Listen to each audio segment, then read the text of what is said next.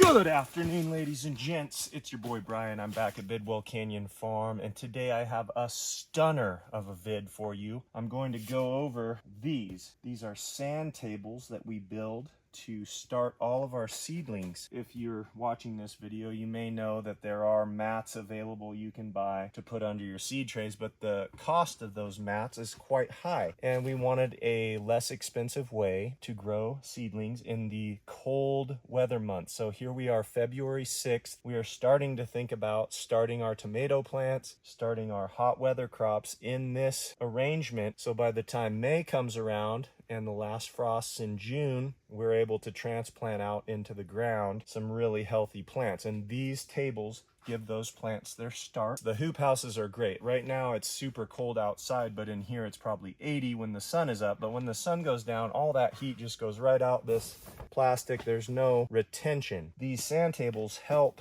retain the heat, and this little trick I'm going to show you in the end of the video is going to be sure to hold the heat in. Trick of the trade. The more reclaimed material you have, the better, because it's just less expensive for you in the long run. So let's go back in time and check it out. Love you. So this is the base of the sand table.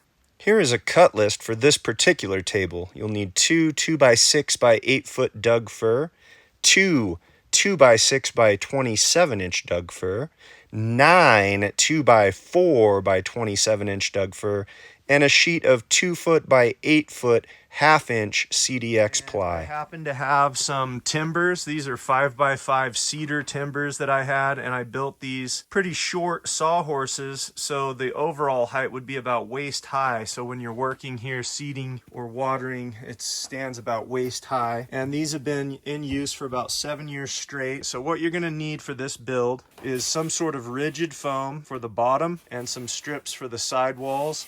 I have an old piece of radiant foam barrier that I like to put above the foam. You'll need a rain gutter de-icing cable that will run through this bed of sand, a staple gun, about a wheelbarrow full of sand, and then you'll need a UV stabilized plastic. That will be the liner above the foam and beneath the sand in these tables.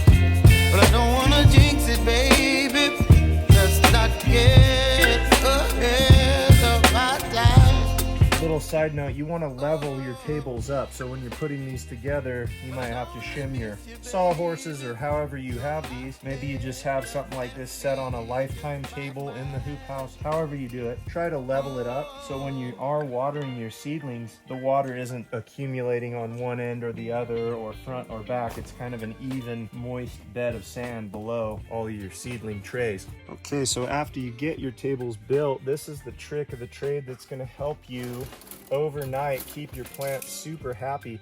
Trick of the trade. And what you'll need, this is a number 9 wire. This was purchased from a local steel company. It comes in a huge coil and you cut it to the length you want. Now, your seedlings get pretty big pretty quick in these sand tables. In hindsight, I would have made these a little taller or maybe squared them off, but we're just going to use them because these are the ones we have. And you'll need a drill. What is this? I don't know. All right, you want to know? You want to know? It's a 3/16 drill bit, approximately. You want a tape measure so you can measure out some holes. You're going to want UV stabilized plastic because this will get just gobbled up in the sun if you don't have that. So we're going to do a quick layout. We'll do like a 16-inch layout here. 1, 2, 3, 4, 5.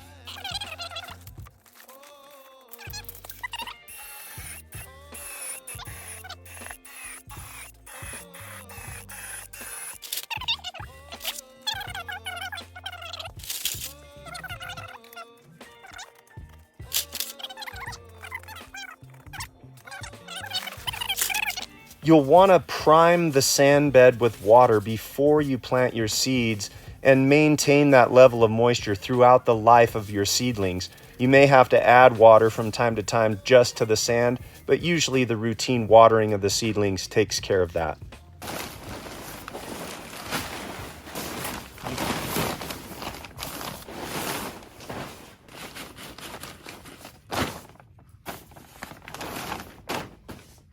All right, so at night, this is what it'll look like. All your seedlings will be completely encapsulated in here. And underneath, that sand bed will be heating that overnight. Now, during the day, you want to peel this back and let them get that direct sunlight. And on warm and hot days, you'll want to unplug the heating cable. You don't want to cook the plants. I hope this helped you guys. Thanks for joining us. Be sure to hit the like button if this helped you.